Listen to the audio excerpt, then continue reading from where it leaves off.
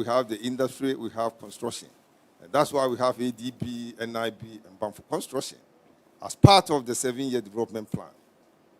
But there were a lot of interruptions up to 1992. And from 1992 to date, we've had political stability. The question then is this: that claim that we have the capacity to govern ourselves and manage our resources, if you take all the markets that we have, take the goods market, have we been able to manage inflation? Answer is no. Take the currency market. I mean, we've been exporting value around 17. Last year was about over $17 billion. So if we net out the oil imports and the non-oil imports, you get the trade balance. But what has been worrying is the net income and the services. So the current account, take not only this current government, take it from 2015 to date, it's been negative. And that explains the depreciation of the cedi. Unfortunately, we've been chasing the people in the market as speculative. The issue is not speculative, it's a market-driven. So currency market is an issue we've not been able to manage it. Take financial and money market. What is happening is a crossroad. The DDEP had impact of about 35 billion. What we saw last year published was about 18. So it means that we are still sitting on a debt or losses, plus the second tier cocoa bills, about 5.5 billion. If you add that, and then you take the Bank of Ghana, which is the policeman, about 55. So we are talking about over 100 billion, about $10 billion. So financial market, as we speak today, there's an issue.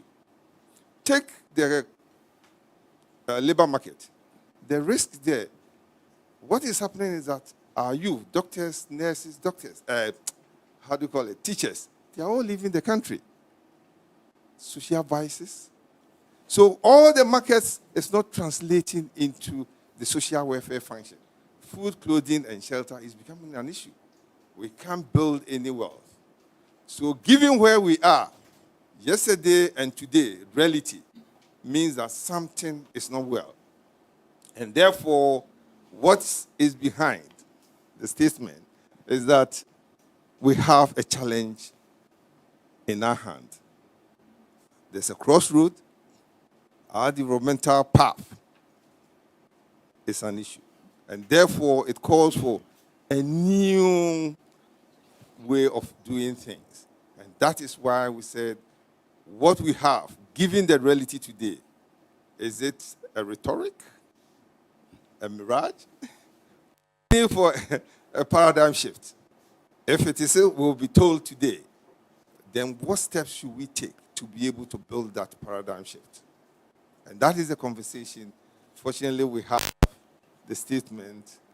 We chose them not just because they've been through, they know what, because through the agitation, we saw what happened. And part of the whole conversation today, we will be looking at also the financial market in detailed, because it's a national agenda. So once Bank of Ghana is a public institution, we need to educate and then provide maybe some recommendation. So that will also be another discussion that we'll be looking at it. Right. So basically, we hope that we'll be able to get something from here and then take some policy brief out of it and then drive it. So on behalf of the board and management, I want to welcome, and then we hope that we'll be able to have a fruitful deliberation this morning. Thank you so much. All right. Thank you very much, Dr. Aboagye Deborah, indeed. And this was supposed to be a surprise because we didn't advertise the leadership conversation, but it's for good reason. So as indicated, we have the statesmen here, and this is going to precede the advertised conversation because leadership is everything. It's the cause and everything else is effect. So today, for the surprise that we have for you, our guests, and our viewers as well, and listeners on 3FM 92.7, we have celebrated globally heart surgeon, former CEO of Kolebu Teaching Hospital, and also the former Minister of Environment, Science, Technology, and Innovation, Professor Kwabena Frimpong-Boateng, is with us. Wonderful. I was telling him not too long ago that at some point he was the most wanted in Ghana. Yeah. Thank you very much for coming. Also, celebrated economist. He's committed his life to talking and also improving on the systems and structures of this country in many, many, many ways. And we are glad to have him as our main speaker for this all-important conversation. Kwame Pianim, please, let's put our hands together for him. Thank you very much. Also, we have Dr. Nyaho Tamakloe. He's a statesman, he's founding member of the NPP, former ambassador to Serbia. Many, many, many things he's done for this country. Please, let's put our hands together for Dr. Nyaho Tamakloe. Thank you very much, and statesmen, for making the time to join us this morning. Dr. Nyaho Tamakloe, when you wake up and you see what's happening in this country, how do you feel? Good morning to everyone. With my senior like Kwame Pianin here, I don't think I have to talk a lot.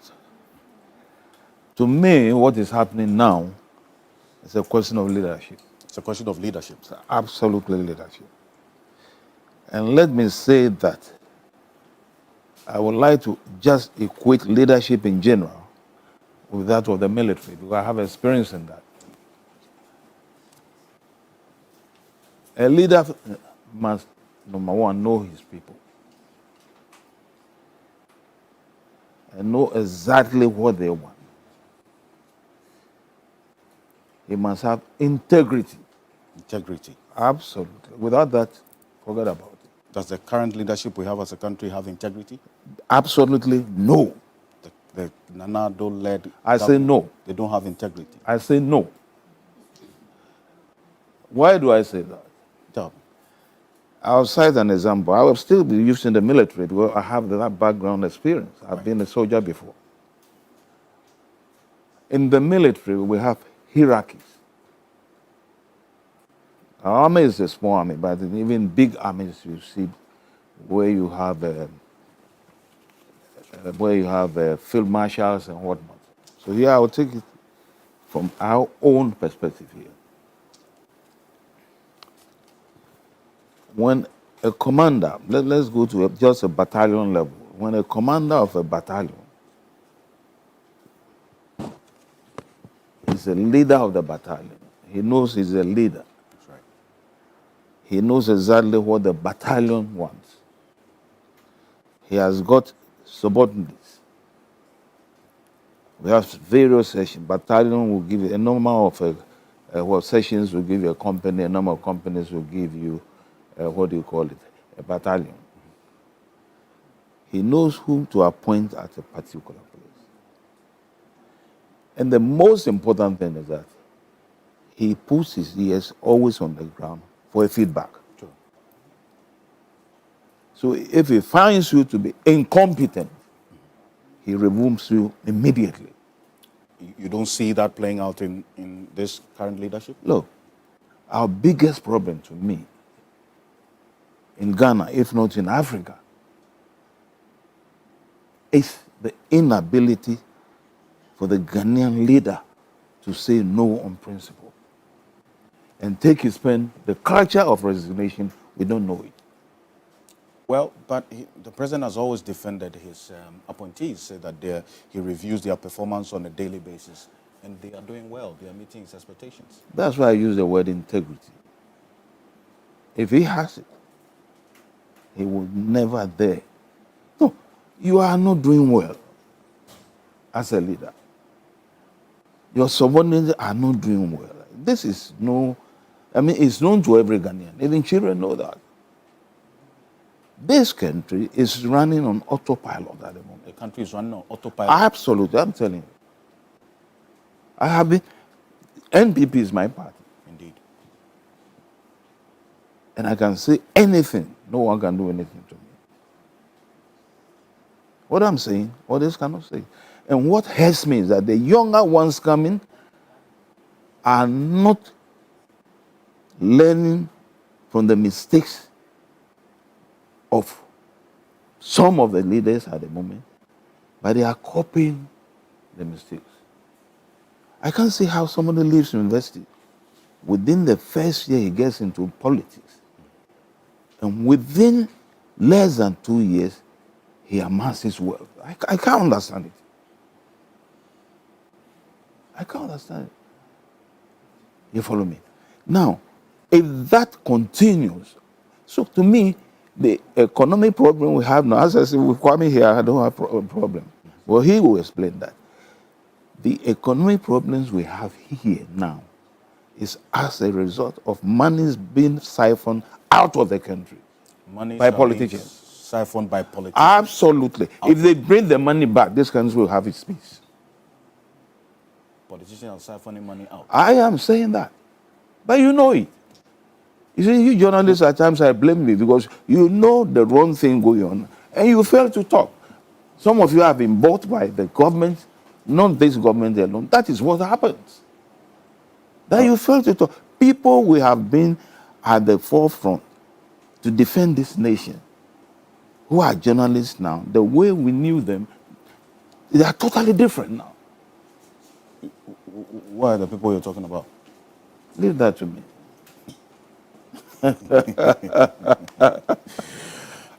So, I mean, when because we're going to be getting into the real meat of your presentation, but when you talk about the state of the economy and where we are now, the finance minister says we have turned the corner and things are looking better. Do you see the same in your lenses? I would have loved this session to have focused on the new trajectory that we need to take, not necessarily comment on what is happening now. But first and foremost, let me congratulate TV3 for the leadership role you are playing in terms of getting information out to Ghanaians, teaching us, educating us, entertaining us. That's leadership. When I talk about leadership, I don't only look at the top. Leadership starts from the family. There has to be leadership there. Then you go to the national level. And in every institution, the companies that we have, That's right. we have leaders. A leader is somebody who has a vision. You can't have too many people with vision. The leader has to have the vision. But more important, the leader has to have around him executing capacity.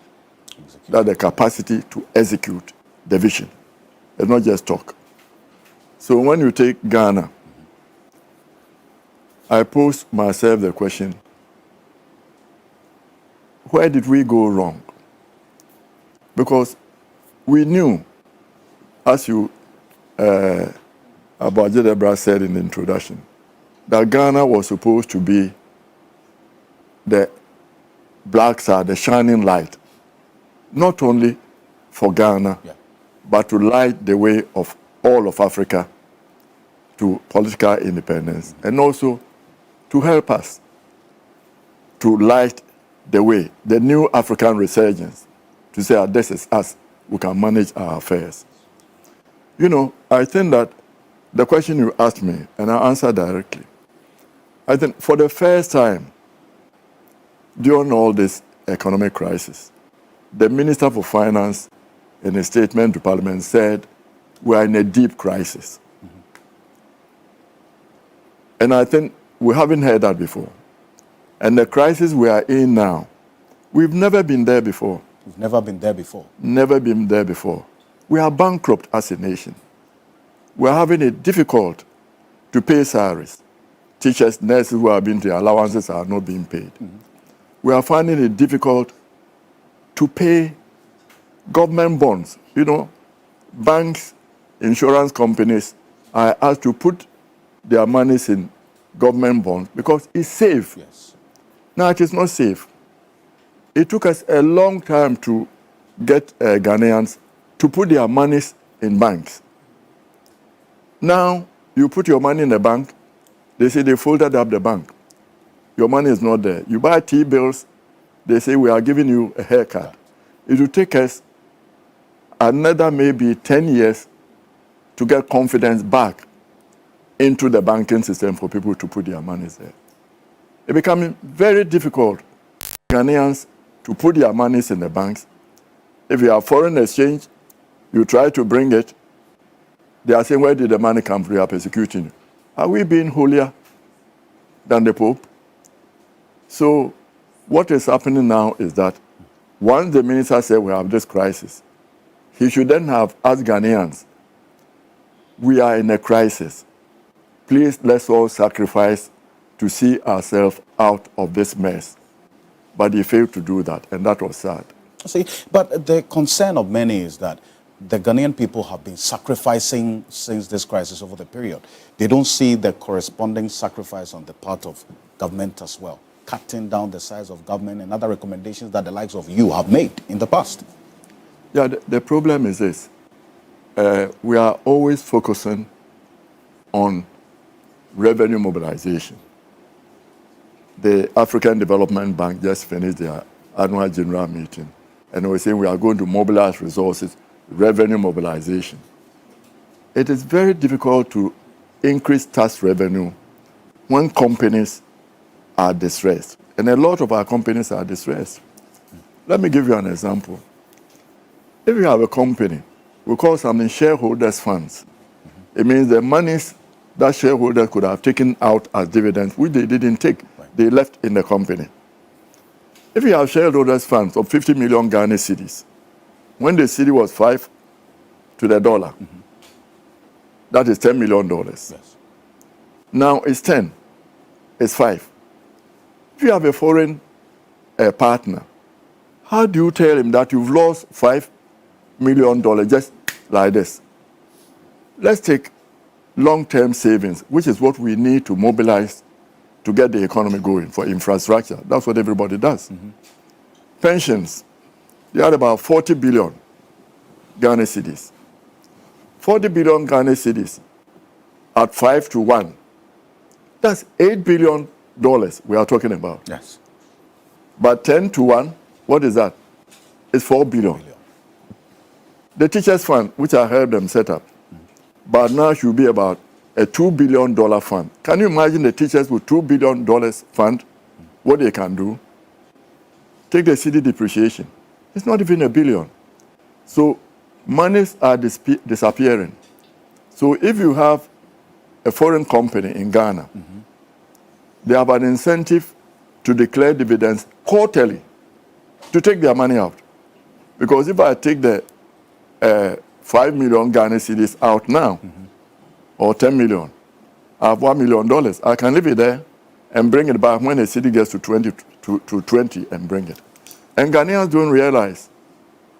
When I was a young man, I bought insurance. I said at the end of 10, 15 years, I can then build a house, $100,000. At the end of the period, I got $100,000, which would have been equivalent to $100,000. The cedi has depreciated to 300 cedis to 1. What did I get? $3,000 Ghana. It couldn't even build an outhouse. So if you are running an economy where there's a rapid depreciation of your currency, you are making it difficult for people to save. Right. You are making it difficult for your pension funds to move so that you can use it for building infrastructure, because that is a long-term savings. So we need to get back to the period. And before Ghana Beyond Aid was pronounced in this country, 2 years before, The Economist had an editorial which was talking about putting developing countries beyond aid. And they say the money that you raise, use it for 3 things. Security, make people safe with that. Then, education, how you educate your people, that is important. Health, those 3. The rest you want to build, make sure you are borrowing. And if you are borrowing, make sure there's a stream of income to pay for it, or it goes to strengthen the whole economy, the private sector, so that the capacity of the country to raise taxes and pay can be paid, so that you don't run into a place where you say you have debt. So where we are now is difficult. We've never been there before. Not too many countries have been able to have that type of debt and be able to survive. So it's very difficult. We've never been there before. And we need to sit up now and say, how can we not turn the corner? We are not probably even in the corner, on the road yet. We are not on the road. No. So we talk about turning the corner. In your view. I'm going to come back to you on the financial sector, because the private sector is being seen as the only hope to lead the process of recovery from this crisis.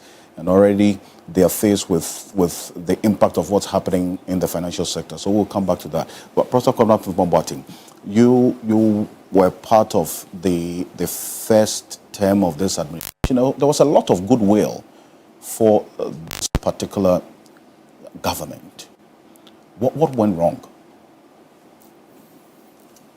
I believe that you're talking about leadership. Indeed. Among other things. Yes.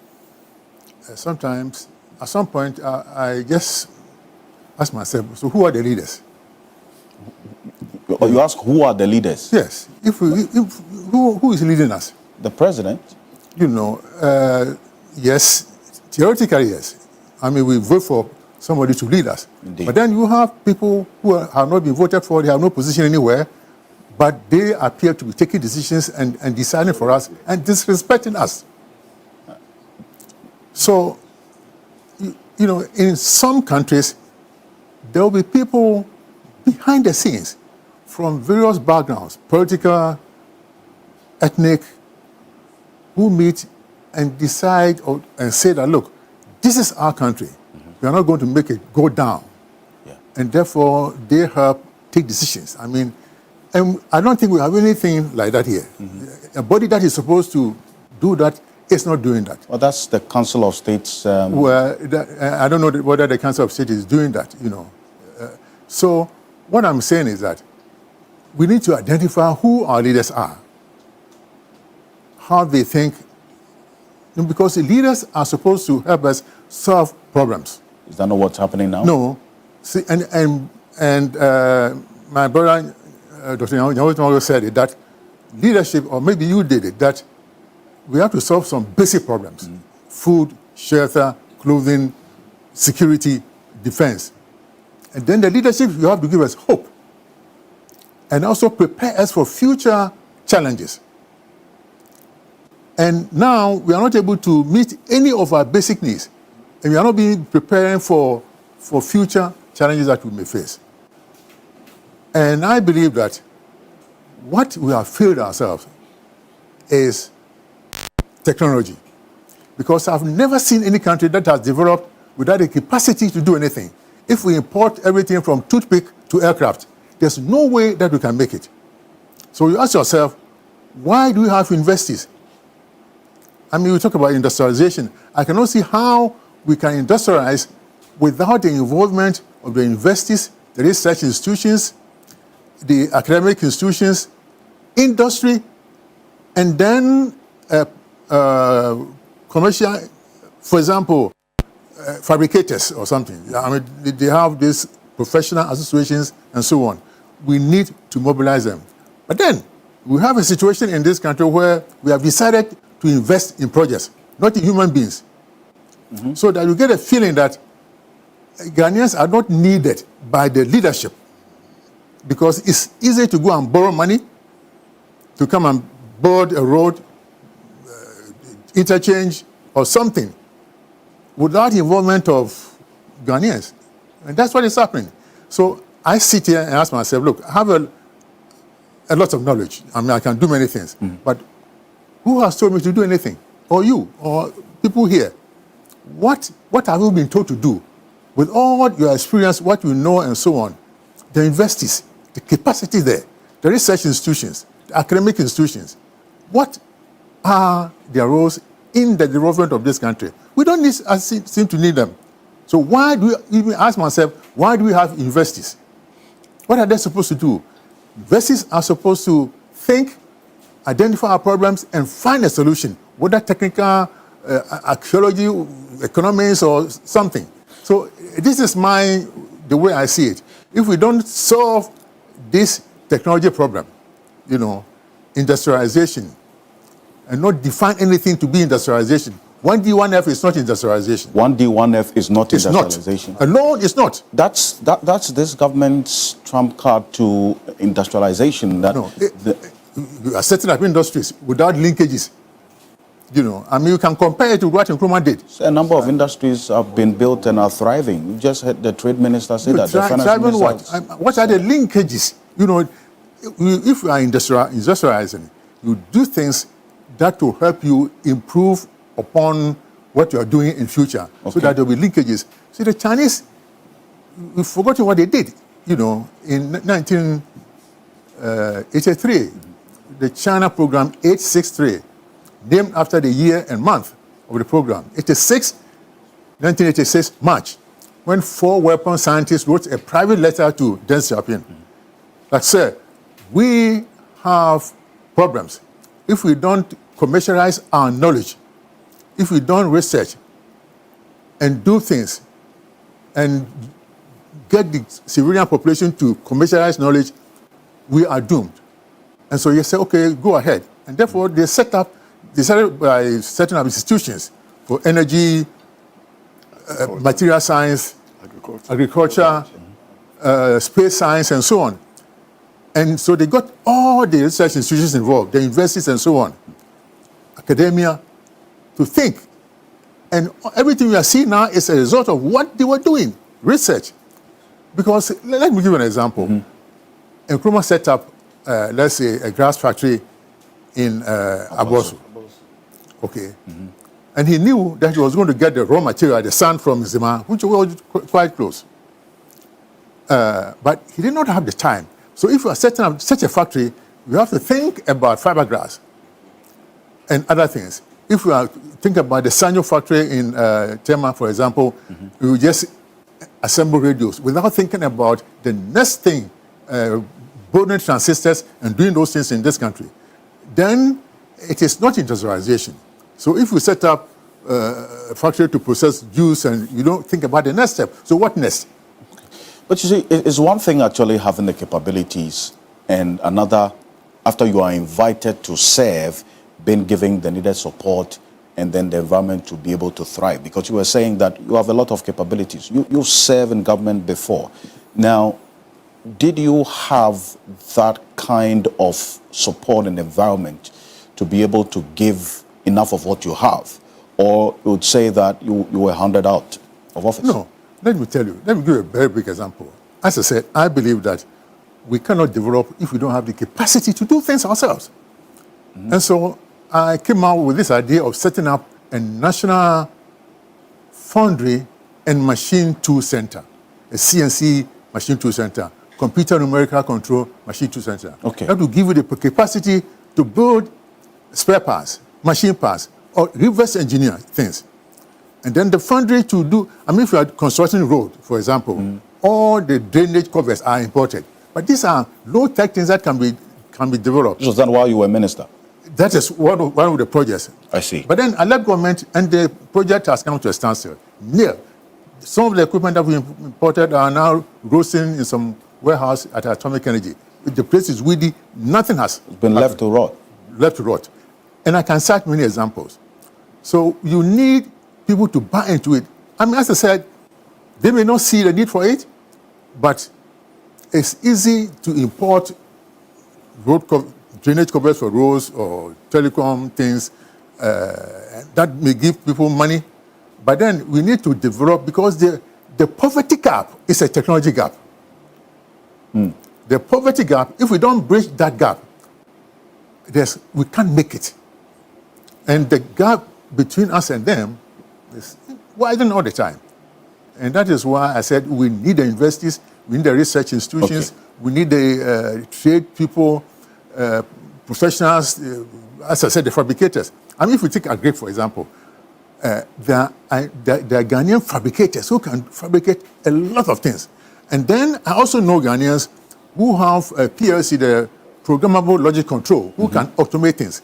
So it's a question of not being selfish, not being greedy, but using the money to develop Ghanaians and not in projects. And the Ghanaians will build these things ourselves. You see the element of greed and selfishness in leadership now. Of course. There's a lot of greed. Greed. See, let me acknowledge Mr. Setekwe, his former finance minister. He's joining us on Zoom. Mr. Setekwe, good morning. We'll rectify the sound. But Dr. Nyaho Tamakloe, Professor Kwabena Boateng made the point about who is good morning. Can you hear me, please? leading this country. And whether it's the president or otherwise. Because the president is elected, but then you have people around him, as he put it, who disrespect the likes of you. Is it the same experience you share? I agree with the Prof. Absolutely. That's why I said everything depends on the leader. Look, when we had independence, I was a kid, I remember, but what we were taught was that apart from the Union of South Africa, but then South Africa was in the hands of the white people, the other highest per capita in Africa was Gold Coast, Ghana. There's an economist here, if I'm telling lies, you should say, which follows this country had resources and was a rich country. As he's saying, if you don't have people, you get them into a room and they think strategically. So you plan towards something. This is exactly what Prof is saying. For the future, we have been an independent country for almost 60-something years now. What have we? We got independent almost on the same day with Malaysia. Go to Malaysia now. Go to Singapore. It's all the leader. The leader. If the leader knows what he's about, you will see progress. But if he doesn't know what he's about, then you see these hang-ons, which we have in this government. As he put it, you don't even know what they do. Theirs is to look for money out of the country. Get money out of the country. And that is the biggest problem facing this nation now. You're saying the president doesn't know exactly what to do? Look, I talk about leadership. If the leader is just like a commander, if you have a commander who is no good, your troops will be slaughtered. Is that what's happening now? Absolutely. The commander is no good. The president is no good. If the commander were to be good, if a minister goes wrong, he must have that strength and call him to really leave his government. We have had a lot of infractions in this country. You know it. Who has been sacked? We're expecting some sacking and reshuffle. You see, the way I am saying, and I say this on authority, I know quite a lot of what is happening in this country. Now, if the monies that have been stolen out of this country are brought back, at least we shall get some more. And what Professor Boateng is saying, I believe strongly that if we are able to get the academia and all these people to do strategic thinking, and even our young people, those in even secondary school, in certain countries, they are taught how to think strategically, to create something. Yes. Do we have it here? You see strategic thinking in this. You don't build a nation where look, Nkrumah started well. I must say that. As he said, Nkrumah set up certain factories, but he was advised. Listen to me carefully. Once again, Kwame is here. Kwame is my senior. And he has experience. I think after Kwame, I don't think there has been anybody. He was the youngest principal secretary we had in this country. If I'm telling lies, he's here. Youngest, in his 20s. Now, if you have a leader who knows exactly what he wants for the country, the moment you are appointed a leader, you must know what really you want for that country. Just as I said, like the military, you are given a target and you pursue the target. You follow me? But here, it is a free-for-all. And what hurts me is that we've seen leaders of this tradition of ours, the new patriotic party, who really were leaders. I can give an example. Here's one example. B.J. Darocha. I mean, these are people who were selfless. Do we have it now? Do we have it now? We don't have it. If you want to hear from me, I say, we don't have it. And until we get such people, and the most pathetic thing is that those we are so-called, maybe I might call them as successors, would rather destroy this country completely. Because their interest is to get money and property. I mean, not to develop the younger a nation. politicians? I said, those we have now. Politicians of today. Absolutely. How would they? You don't build a nation this way. But the problem is an African problem. I won't even say it's Ghana alone. An African problem. What leadership does is to siphon money out of the country, out of the continent. Look at what is happening in Niger now. You follow me? Mm-hmm. So-called ECOWAS, they know the causes of the problem. That when you have a leader who would not like to leave power, when you have a leader who would like to manipulate elections, these are the results. And until we start thinking like mature people, there will be coup d'etats after coup d'etats. That's all. We've seen what happened in the case of, for instance, talk about appointment and then also the appointees of this administration and the president not taking action even when there is that evidence of non-performance. Why is the president not reshuffling or sacking ministers from where you sit? Because you are a member of the party, a founding member for that matter. You know what we don't know. I'm not a suspended member. But I will talk. I'm a founding member. Just like Kwame is. Without Kwame PNN, he's still. I'm surprised. In fact, I came here to listen to him. By your advert, he was the key speaker. I came here to listen to him. So when you called me to sit here, I was really surprised. Look, this is a man. I was in prison with him together. Before I joined him, he has already served about 8 to 9 years in prison. Just because of this country, Ghana. When we were in prison, I want to cite an example. This gentleman wore prison uniform. That's a prisoner.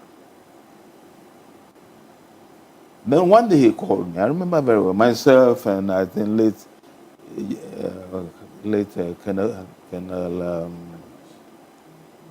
Chumog, I always forget his name, who was once a leader in this country.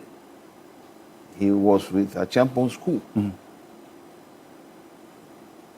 They said, oh, he's doing something. We should come and have a look. So we came out with him outside the prison wall. Not knowing before even then, he's had a plantation of pineapple. This same man, listen to me carefully. Plantation of pineapple. Why is a prisoner? Whilst in prison. And the records are there. If I'm telling lies, I mean, why is a prisoner? Pineapples, cassava. Because the prison had, outside the prison was huge land. Which prison is it? In Sawam. In Sawam. Now, Kwame then moved on to start poultry farming. I mean, honestly, I thought he was joking. Within less than 6 months, fowls for the market. He served Ghana Airways chicken to be used on aircrafts. You see? So when we got out of prison, and this man wanted the leadership of the party, I back him because I know what he can do for this country. And it hurts me. There are two people in this country I've studied carefully, himself and late Kojo Banrido. It's pathetic that Kojo Banrido has died. These two people, you see leadership qualities in them. Now, I remember I backed Kwame strongly, not myself alone, and others. I told him, I know this man I was in prison with him. Even in prisons, he showed leadership skills. So I don't see why I shouldn't back him now. We back him. Finally, the case went to court, Supreme Court, and he was refused to leave this country. A man who was sentenced to prison because he wanted to save this country from the hands of soldiers. So you can see that we don't know what we are about in this country. It's as simple as that. To really lose such a person will tell you that we don't know where we are going. People just talk. I mean, this sort of loose talk in this country, that's what is happening. Everybody is just talking. But when we want people who can think strategically, plan for now, the future, and especially beyond the future. That's why the whites are always ahead of us. They have a thinking machine. We don't have it. So earlier you talked about the confidence in the financial sector and how that was impacted by the cleanup exercise, which you have eloquently stated your position about how it was carried out. And then we still have people's monies locked up as a result of that exercise as we speak. Also, then it led up to this DDEP, and which was also impacted on the financial sector confidence. And then what's happening with the central bank right now, at the end of the year 2022, posting over 60 billion cedis loss. Do we have a financial sector now?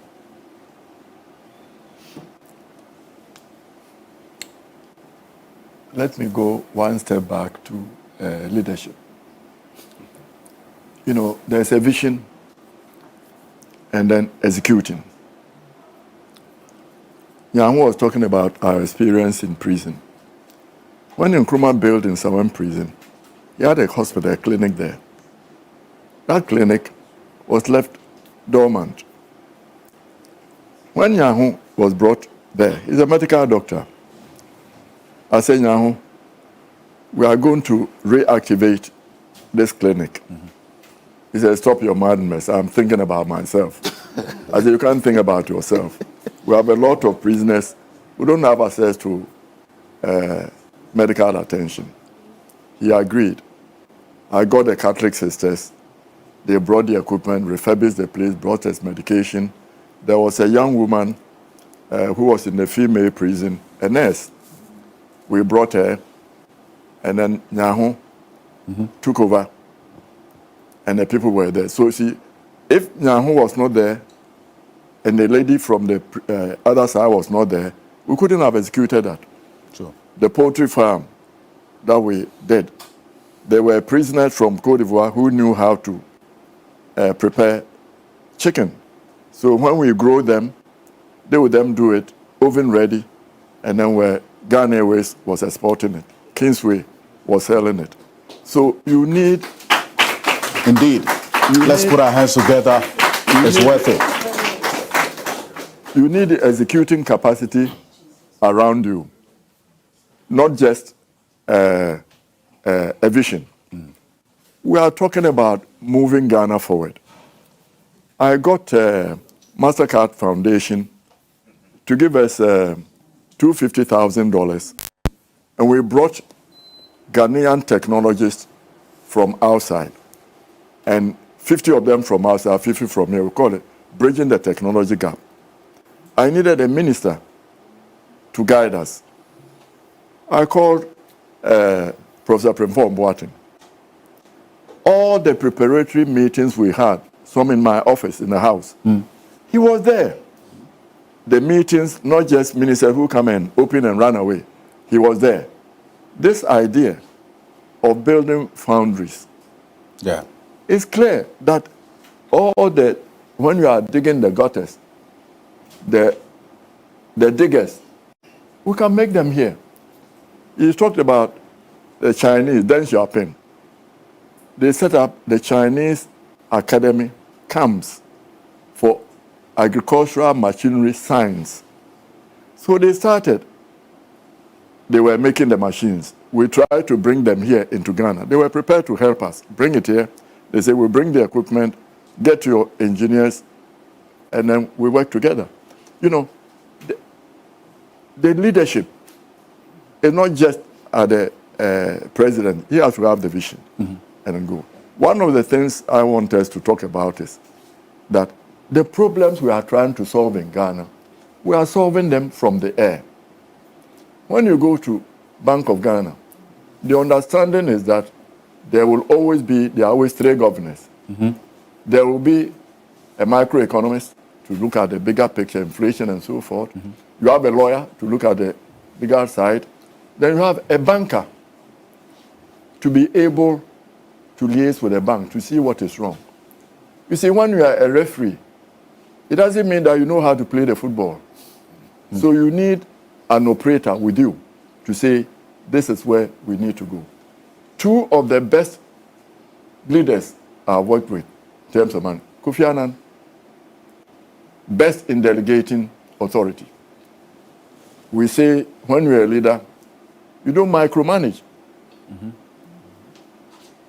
You micro-monitor, but leave the people to work.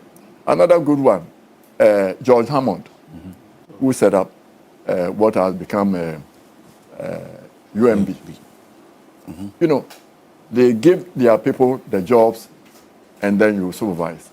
What Professor said about what he was trying to set up, you know, the people in the ministry, those people down there, they should not allow it to die. That's why we had what we call permanent secretaries. We became principal, secretary, and chief director.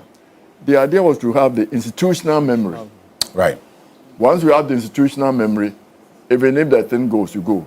And when I was in the Ministry of Finance, one of the guys told me, when I was rushing around, he said, Kwame, one of the jobs we do that you have to learn is to have to stop politicians from destroying the country with stupid ideas. Stop politicians from destroying the country with stupid ideas. We block them. So when you come, you give the job to them, they say this is bad.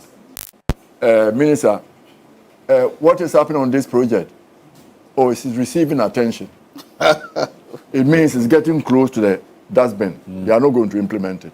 So they are the ones who are supposed to be telling you what was in the past. So what is happening in the, I'll call them the regulators, I think. Yes. I don't like criticizing Bank of Ghana because it was the only reliable, respected institution we have in Ghana. All the institutions were gone.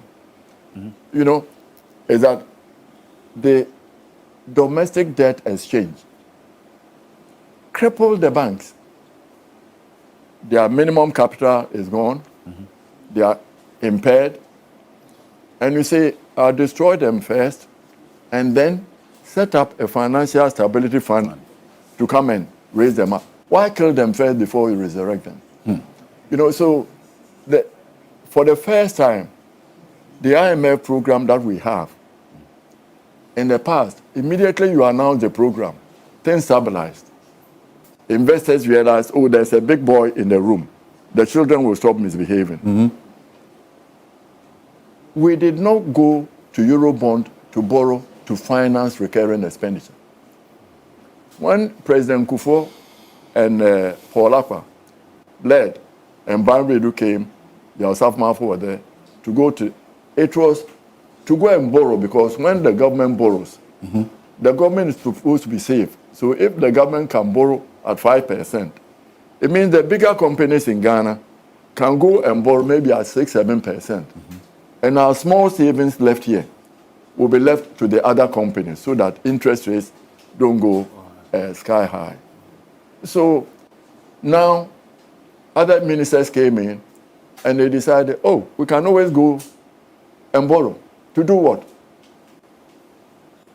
To finance chop money. You don't borrow money to finance chop money. You borrow money to increase the assets and the wealth of the company. So we have a problem. And then the regulators, they what are called, you know, regulatory forbearance. What does it mean? It means if you are civil aviation in Ghana, you are telling the Americans, these planes that I have and I've regulated, which are flying into America, they may not be all that well maintained. The pilots may not be that good, but give us time and we'll come back later. They say, don't fly into America. The regulators, Bank of Ghana, insurance, they are supposed to tell us that when we invest there in this bank, they are safe. And say regulatory forbearance, you put the regulations aside. Why put them aside? If they were not necessary, then we don't need the regulators. If the minimum capital doesn't make sense, then push it aside. So I was very surprised the way we are packaging this. For the first time, the Western countries sat there and said, when you give a haircut to our citizens, give a haircut also to your citizens. The moral equivalence is wrong. When the depreciation has meant that all my assets in terms of dollars have been reduced by 50%, the bondholder, he is going to get his money. That bondholder, he calculated the risk he was prepared to take to give Mana money, and the interest rate reflected that. And he's going to get his money in dollars. I'm getting mine. See, the 50% already gone. So there should have been no moral equivalent. We shouldn't have agreed. And Ghana and Nigeria refused to agree to the framework. But immediately we went on our knees when they say we are negotiating within that framework. You take money from pensioners and say, I'm taking it. What has the pensioner done to reduce? And the solution that is coming, everything, we are not going to be paying any of those debts until Nana Akufo-Addo is no longer president, until the Minister of Finance is no longer president. What is that? And my generation, who are borrowing all this money, and yours, you may not even be paying, your grandchildren will be paying. It doesn't make sense.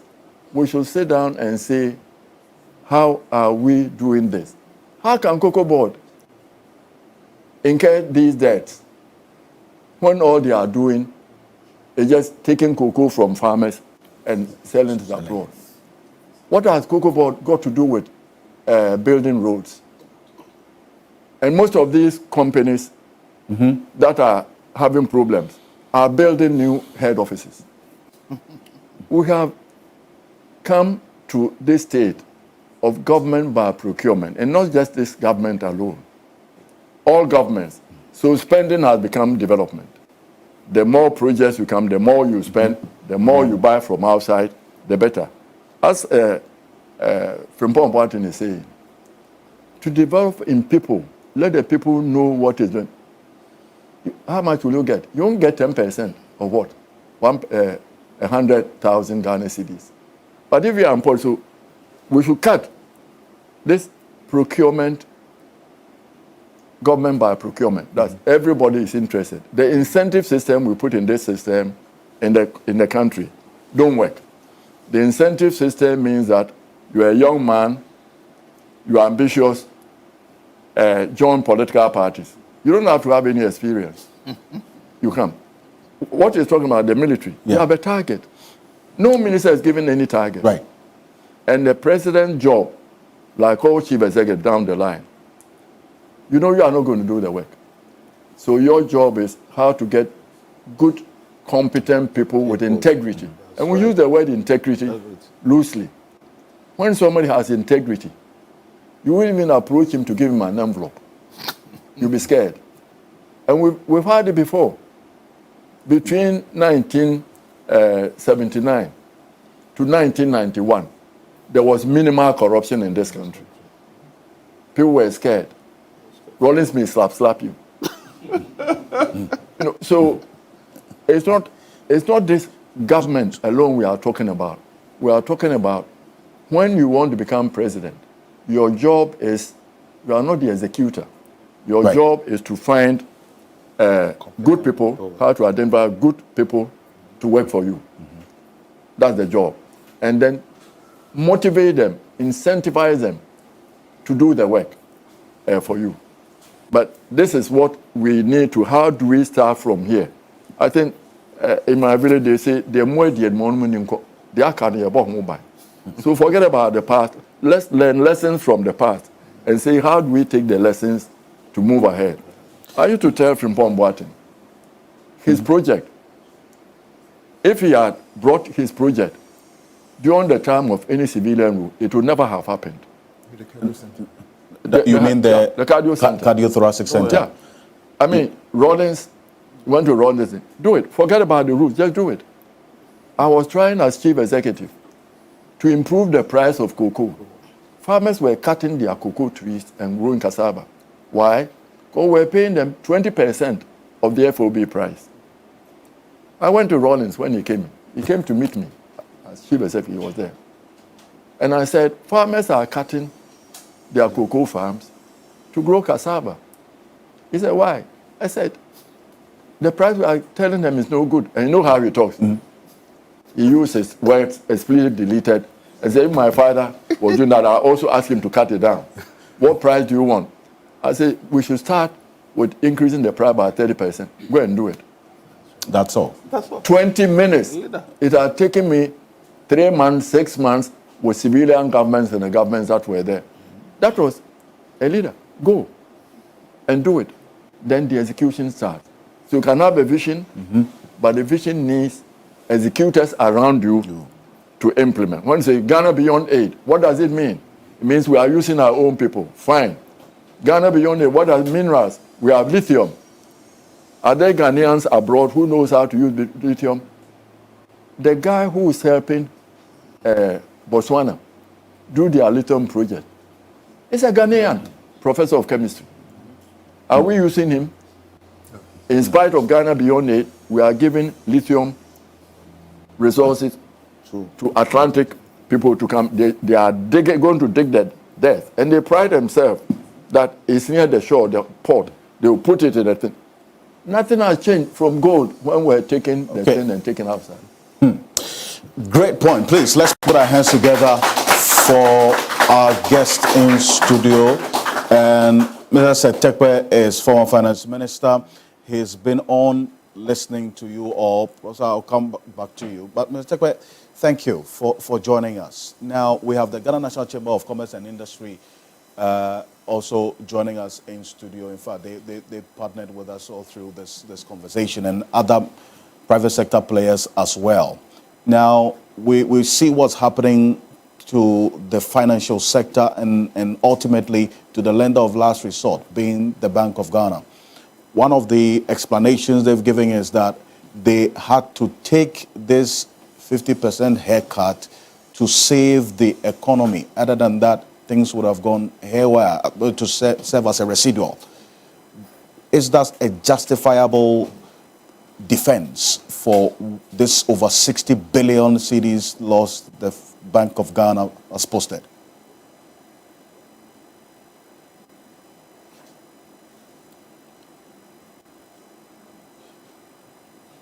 Yeah, thank you very much, and I hope you can hear me this time. Yes.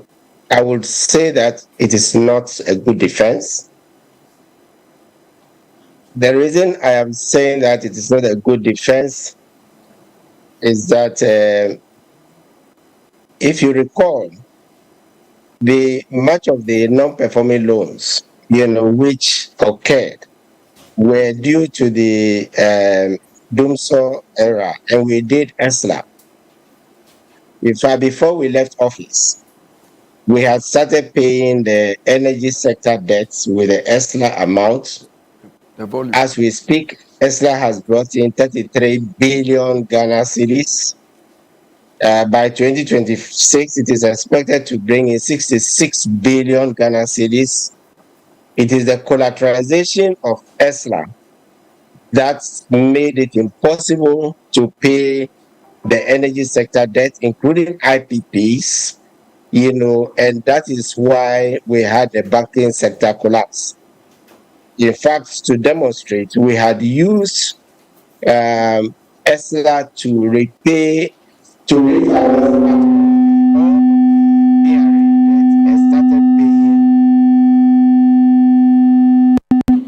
came through.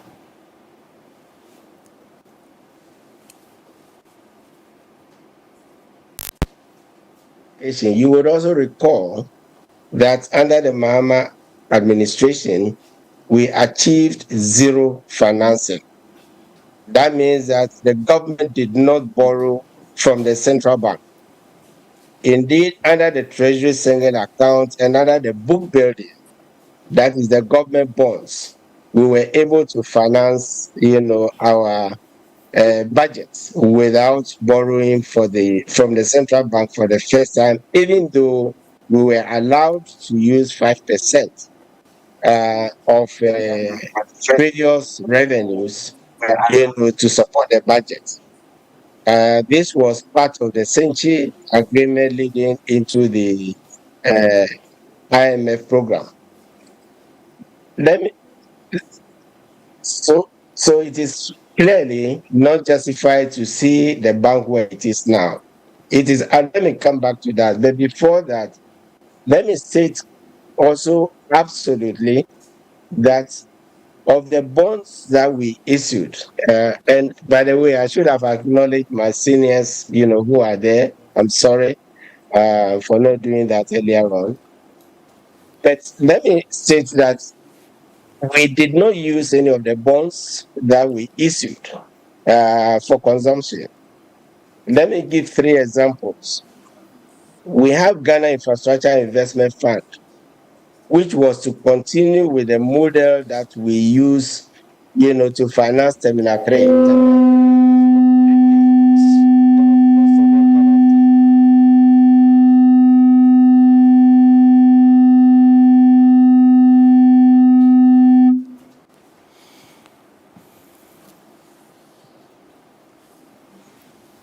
And we apologize. That's There's technical hitch in there. We'll rectify that with Mr. Setepe and get a bit more into some of the issues that he was talking about. But if you just joined us, this is the 3 Business TV 3 Thought Leadership Series.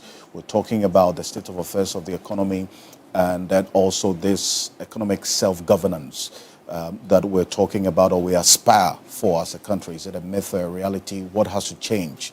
What has to give for us to be able to realize this self-governance that we're talking about? So if you look at the various sectors, for instance, I mean, we've talked a lot more about the financial sector, even with the medical field where you are, nurses and doctors are living in droves out of this country.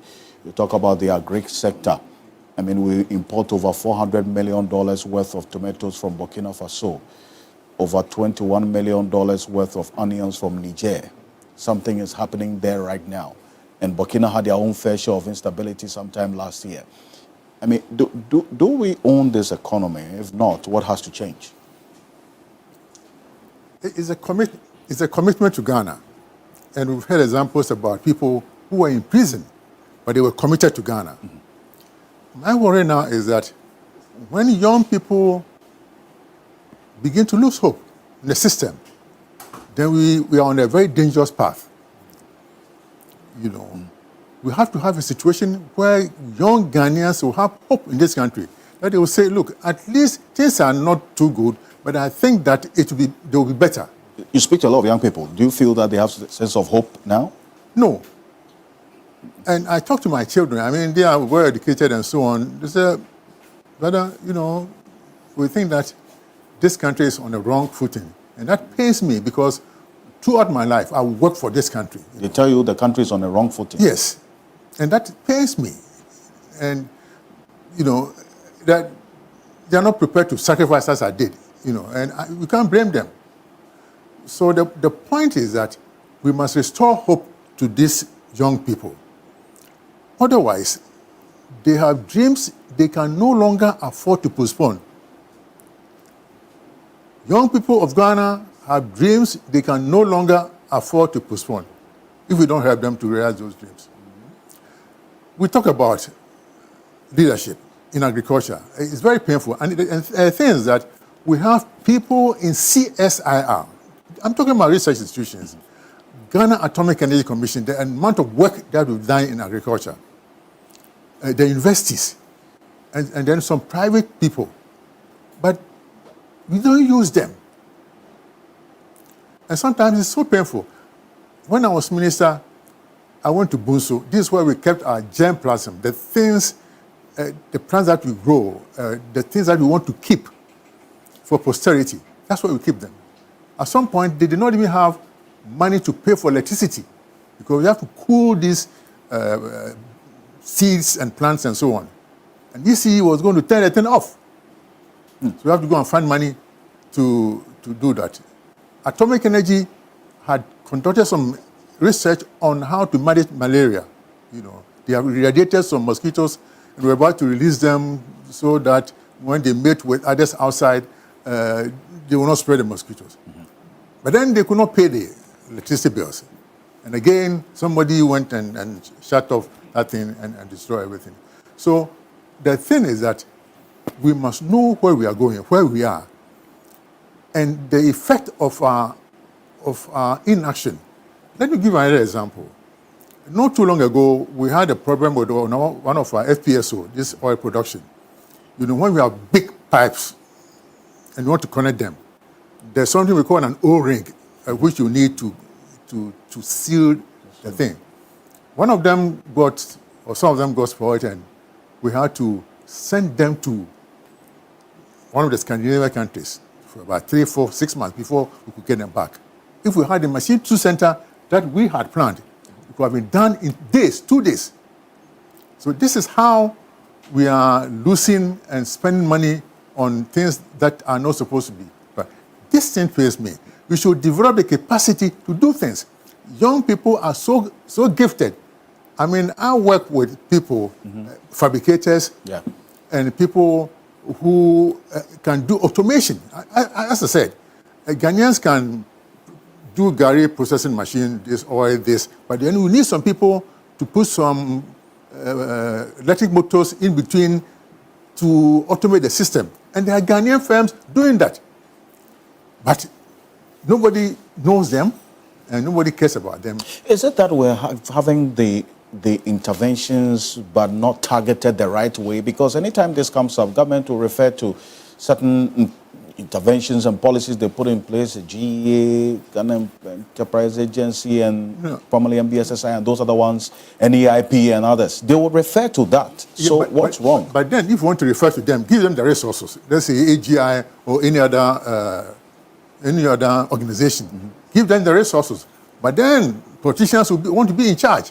If it's about importation, if it's about this, procurement, they want to be in charge. And not the agencies that are supposed to implement these things. Why is this the case? The politician want to be in charge? It's money. It's as simple as that. I mean, because see, look, importation increases. I don't want to go into that here because my uncle is here. At least increase price by about at least 20%. But if the things are done here, you will not get those things. So the point is that the poverty gap is a technology gap. And Mr. PNM helped us in a way by getting the MasterCard Foundation to give us the resources to bring Ghanaian scientists together, researchers. We had a very good meeting in Peduase. The president was there to commission it, and I was so hopeful that for once we could get Ghanaians from outside, Europe, America, Asia, and those within to plan with the Association of Ghana Institute of Engineering, Ghana Institute of Engineering, drew up this plan, and I was very hopeful that, look, now you're on the path towards doing things. And I sold this idea to the president. We are going to do Agenda 1111, going to build Agenda 1111. But then every piece of equipment is going to be imported. We may be able to put up houses, but then there will not be hospitals because there will be no instruments, the nurses are running away, and so on. So we wanted to develop the capacity to build some of this medical equipment. We may not be able to build an X-ray machine, but if it's a forceps, if it's a scalpel blade, if it's this, we should be able to do them. And that will account for at least about 40% of what we use here. You know, we have rubber, you know, in the Western region, and we are still importing things, condoms, gloves, catheters, rubber, car wiper blades, engine seats and so on. I mean, there's so much we can do, and we are so gifted. So let us look inward, train people, spend more money on people instead of on projects. I'm not saying that we shouldn't do the projects, but what's the point in building very nice road interchange? What runs on it? Apart from passengers and charcoal and what do we have run, on our roads? We need to see tractor parts moving from here to an assembly plant. We need to see things, manufactured things, somebody building machines moving from one place to the other for assembly and so on. We need to see these things so that we know, yes, we are moving on. Yes. Dr. Nyaho Tamakloe, what has to change, really? Because we all admit that all is not well going forward. I think, once again, leadership. Leadership has to change. You see, let me give you a simple example. In the US recently, when they tried Trump, listen to me carefully, they tried Trump. When he won the elections, I was amazed though that they gave him that chance. The next elections, they voted him out, even though he wanted to steal the elections. And he's going to court because of that now. Can it happen here? You think it can happen here? Oh, God. I said the man stole, he attempted, in fact, it was an attempt to steal the elections. As I talk to you now, the case is in court. Yes. And the law is going to deal with him. Can that happen in this country? You think it can happen in this country? Oh, look, I've been around for some time. Even though Kwame is my senior, I always refer to him because he's my senior. Look, I have my doubts at times about even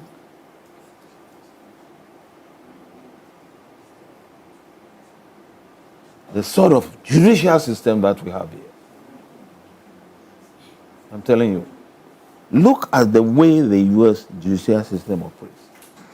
Indeed, Trump have asked that the judge must step down or something.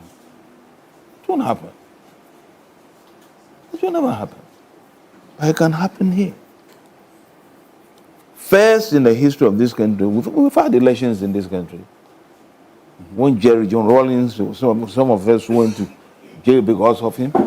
We've had elections in this country when Kutu Achampong was in power. Kutu wanted a referendum. And he organized the whole thing in such a way. He thought he would be listened to by, what's the name of the judge then, the electoral commissioner? Aban, eh? Aban. Yeah. Aban. He thought Aban would play ball with him. Recently, Kutu Achampong is just about 20, 25 years ago. Aban refused. And Kutu chased him right at the electoral commission. He has to jump a wall, the whole judge. There are things in this, we have seen things. People dying because of elections. Now, most of the people I talk to, they say they are not interested. They are not fed up. And that is painful. And when that vacuum is created, something has to fill it. And what it is, you know it. I don't know. You know it. You ask them. You see, we are now treading on a very, very dangerous path. I've been saying it. I've said it time and again. Where we are going to is dangerous. People should start talking. But Ghanaians are not talking. I have a feeling they are not suffering. If they were to be suffering, they will talk. They will come out. I'm not calling for a coup d'etat. I know what coup d'etat is. I've been a soldier before. And what coup d'etats can do. They really don't build a nation. But if you give them the opportunity, they will come. Dr. Nyaho Tamakloe, and this is the 3 Business Thought Leadership series, talking about leadership, which is everything, dovetails into issues of business and finance, and yes, one sentence. I'm going to go for a quick, we are not ending. We're going for a quick break, and then you. Okay. Yes, so please hold on to that thought. Yeah. And we'll have another guest joining the panel here with me. So stay with us. We'll be back shortly after this quick break. Professor Godfrey Bobkin will be